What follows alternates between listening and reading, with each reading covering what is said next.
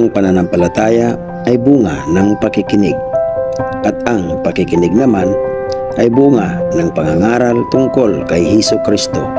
17 kabanata ng Juan. Idinalangin ni Jesus ang kanyang mga alagad. Pagkasabi ni Jesus ng mga ito, tumingala siya sa langit at kanyang sinabi, "Ama, dumating na ang oras.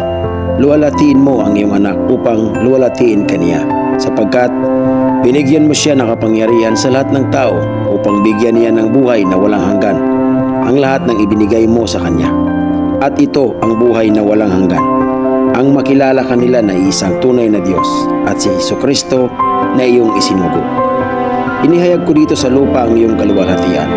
Natapos ko na ang ipinapagawa mo sa akin. Kaya Ama, ipagkaloob mo sa akin ngayon sa iyong harapan ang kaluwalhatiang taglay ko sa piling mo bago palikhain ang sanlibutan. Ipinahayag ko na kung sino ka sa mga taong ibinigay mo sa akin mula sa sanlibutan. Sila'y iyo at ibinigay mo sila sa akin, at tinupad nila ang iyong salita.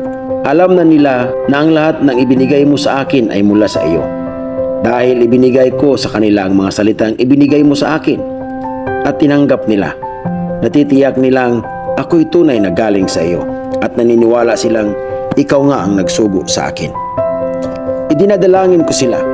Hindi ang sanlibutang ito ang idinadalangin ko, kundi ang lahat ng ibinigay mo sa akin, sapagkat sila'y sa iyo. Ang lahat ng nasa akin ay sa iyo, at ang lahat ng nasa iyo ay sa akin. At naluluwalhati ako sa pamamagitan nila. At ngayon, ako'y pupunta na sa iyo. Iniiwan ko na ang sanlibutang ito, ngunit sila ay nasa sanlibutan pa. Amang banal, ingatan mo po sila sa pamamagitan ng kapangyarihan ng inyong pangalan, ang pangalang ibinigay mo sa akin, upang kung paanong ikaw at ako ay isa, gayon naman sila ay maging isa. Habang kasama nila ako, iningatan ko sila sa pamamagitan ng kapangyarihan ng iyong pangalan, ang pangalang ibinigay mo sa akin. Pinangalagaan ko sila at walang napahamak sa kanila, maliban sa taong tiyak na mapapahamak upang matupad ang kasulatan. Ngunit ngayon ako'y pupunta na sa iyo, at sinasabi ko ito habang ako'y nasa sanlibutan pa upang mapuspos sila ng aking kagalakan. Naibigay ko na sa kanila ang iyong salita, at kinapuputan sila sa sanlibutan, sapagkat hindi sila taga-sanlibutan tulad ko na hindi taga-sanlibutan.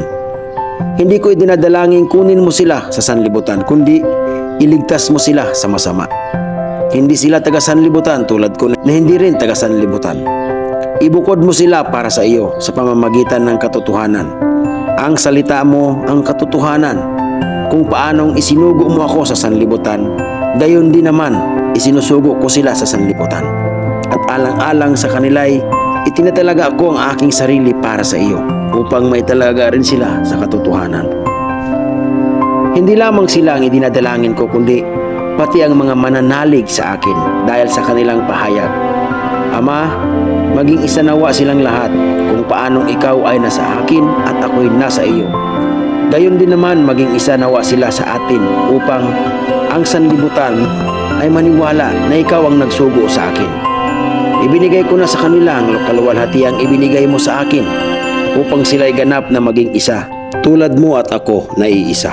Ako'y nasa kanila at ikaw ay nasa akin, upang lubusan silang maging isa. Dahil dito, malalaman ng sanlibutan na isinugo mo ako, at sila'y minamahal mo, katulad ng pagmamahal mo sa akin.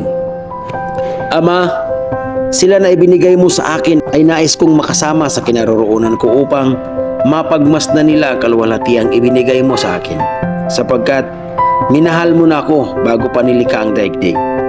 Makatarungang Ama, hindi ka kilala ng sanlibutan, ngunit kilala kita, at alam rin ng mga ibinigay mo sa akin na ikaw ang nagsugo sa akin.